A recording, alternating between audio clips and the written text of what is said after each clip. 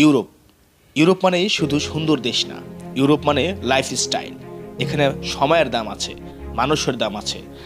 বাস, train সব কিছু মিনিটে মিনিটে চলে, কেউ কাউকে ধাক্কা দেয় না। লাইনে দাঁড়ানো সংস্কৃতি এখনও ইউরোপে আছে। ইউরোপে কাজ আছে, কিন্তু কাজের পর জীবনের সময়ও আছে। 5টার পর অফিস শেষ, তারপর পরিবার, বন্ধু, নিজের জীবন। রাস্তায় হাঁটলে মনে হয় হাওয়া পর্যন্ত শান্ত। কিন্তু সব থেকে চমৎকার বিষয় হচ্ছে, চকচকে হলেও সংগ্রাম ছাড়া এখানে কিছুই আসে না। এখানে টিকে থাকতে হলে ধৈর্য, নিয়ম মেনে চলার অভ্যাস আর কঠোর পরিশ্রম করতে হবে।